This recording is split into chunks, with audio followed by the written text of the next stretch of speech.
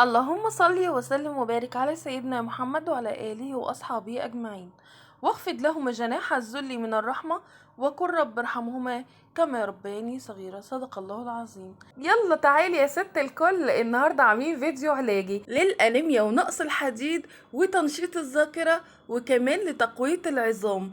هنعمل منها سندوتشات لأولادنا، لا ومش بس كده، هتعملي بيها قرص وهتعملي بيها منين. وزي ما انتوا عارفين احنا داخلين على فصل الشتاء، والشتاء بتحب المعجنات، فاحنا قلنا نحضر لها حاجة منها تبقى فايدة لأولادنا وحاجة هنحتاجها للمعجنات في الشتاء. ايه هي بقى؟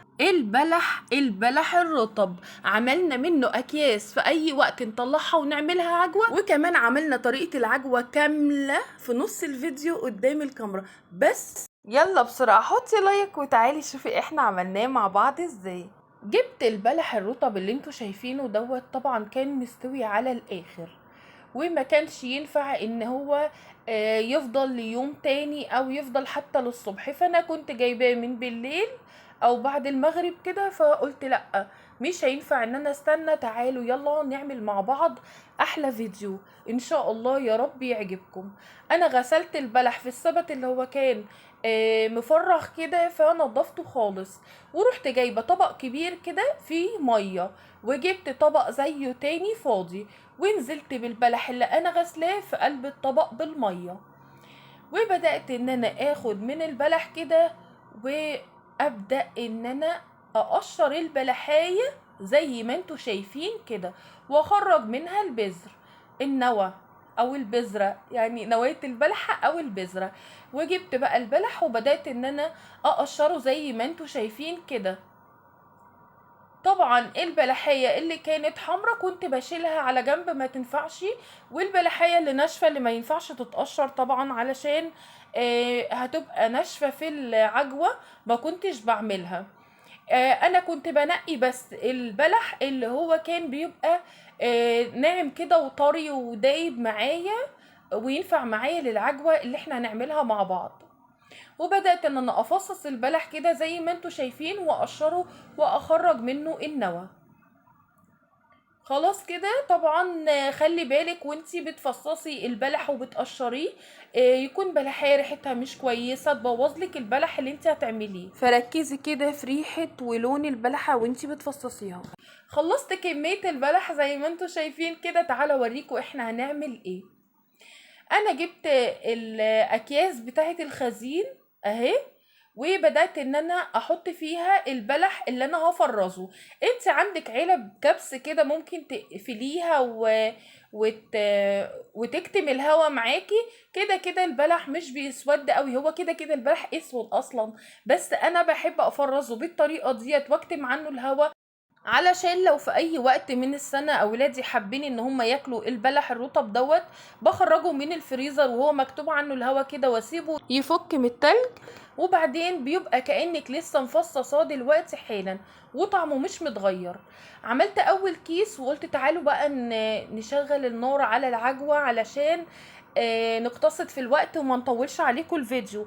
فانا رحت جايبه طبق كده واخدت شويه من البلح الرطب اللي احنا قشرناه وفصصناه كويس، وقلت اما اروح يلا بقى تعالوا علشان نبدأ فيديو العجوة، يبقى الفيديوهين مع بعض، ان احنا فرزنا البلح وحولناه لعجوة برضو في نفس الفيديو. جبت معلقتين كبار من السمنة، الزبدة براحتك خالص، ورحت سايباها على النار لغاية اما ساحت شوية، مش سبتها تقدح، ساحت بس. ورحت حاطه بقى البلح عليها زي ما انتوا شايفين كده، وبدات ان انا اقلبه كام تقليبه كده، بدات الريحه تطلع وتبقى جميله خالص خالص بالسمنه، والبلح بقى عملت ريحه رهيبه. طبعا هخلي النار متوسطه، وهروح رايحه جايبه ربع كوبايه من الميه وهنزل بيها على البلح والسمنه. طبعا نزلت بربع كوبايه الميه على البلح والسمنه، وهقلبها تقلبتين كده، وهفردها بقى في الطاسه، وهغطي عليها بغطا حله، بغطا الطاسه اللي موجود عندك. اهم حاجه ان انت تغطي عليها وتوطي النار على الاخر خالص، وتعالي نكمل بقيه تفريز البلح. زي ما انتوا شايفين كنت عملت كيس كده وضغطاه وكنت كاتمه عنه الهواء، وهبدأ اعمل بقية الاكياس بنفس الطريقة، وهضغطه وهروح مبططاه بالطريقة ديت علشان ما ياخدش معايا مكان في الفريزر. خلصت بقية تفريز البلح زي ما انتوا شايفين كده ما شاء الله، وخرجت منه الهواء وكتمته. في اي وقت اولادي نفسهم ياكلوا بلح رطب في اي وقت في السنة مش في ميعاد البلح، بقوم مطلعه كيس واسيبه كده على جنب يفك من التلج واحطه في الطبق. ما شاء الله كأنك لسه جايبه البلح دلوقتي من السوق ومفصصاه. فانا عملت البلح بالطريقه ديت، ودي طريقه جميله جدا. بصوا ما شاء الله العسل، السكريات بتاعت البلح نزلت ازاي في الاكياس. خلاص كده احنا كده فرزنا اكياس البلح اللي احنا عاوزينها. الكميه براحتك زي ما انت حابه تجيبي جيبي. رحت بقى عند البوتاجاز وكشفت الغطا عن الطاسه. بصوا ما شاء الله، يا سلام يا سلام، البلح دايب دوب. كل ما اقلبه بيدوب معايا، كل ما اقلبه بيدوب معايا. اتشرب ربع كوبايه الميه، وكل ما انت تيجي تقلبيه في السمنه مش هياخد معاكي وقت، وهيتحول معاكي لعجوه، لان هو كده كده البلح اصلا دايب. خلاص كده خلصت العجوه من على النار، ورحت رايحه انزل بيها في الطبق. فردت العجوه في الطبق كده زي ما انتوا شايفين. استنوا، رحت جايبه معلقه كبيره من السمسم. احنا قايلين ان الفيديو ده علاجي، طبعا فيديو مغذي وعلاجي ومفيد.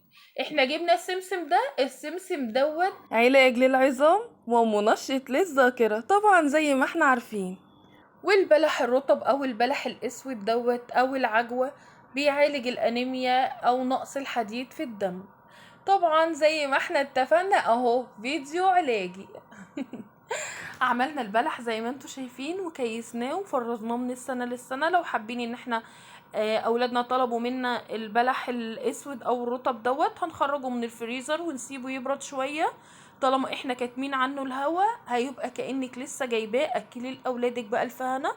لو انت حابه تخرجيه من الفريزر وتعملي عجوه، عايزه تعملي اي معجنات تفرحي بيها اولادك براحتك خالص خالص. عايزه تعمليه سندوتشات، طبعا الشتاء داخل علينا والحاجات المسكره اولادنا بيحبوها، والعجوه دي طبعا حلوه ومفيده خالص. حبيت اعمل لكم الفيديو دوت. طبعا انا بفرز البلح كل سنه، بس انا حبيت اوريكم الطريقه. طبعا انت حابه تضربي العجوه ديت في الكبه براحتك خالص، لكن انا زي ما انت شايفه كده هي دابت خالص معايا في السمنه، لان انا ما عملتش البلح اللي كان ناشف شويه، انا عملت البلح الدايب. والبلح الاحمر سبته لغايه اما يسود كده ويوصل للمرحله اللي احنا عملنا بيه بلح العجوه.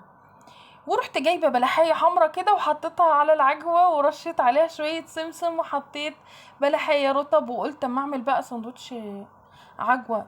ريحه العجوه بالسمنه كانت قلبه الدنيا، والله كانت قلبه البيت خالص، والسمسم كان خطير. قلت اعمل سندوتش لابني وليا يعني نعمل سندوتشات مع بعض. كانت جميله خالص خالص خالص. يا رب تعجبكم واعملوها بطريقتي وقولوا لي رايكم في كومنت جميل زيكم. يا رب يكون الفيديو عجبكم، ويا رب اكون عند حسن ظنكم، وانتظروني في الفيديو القادم. واللي نسي اللايك يحط اللايك. والسلام عليكم ورحمه الله وبركاته.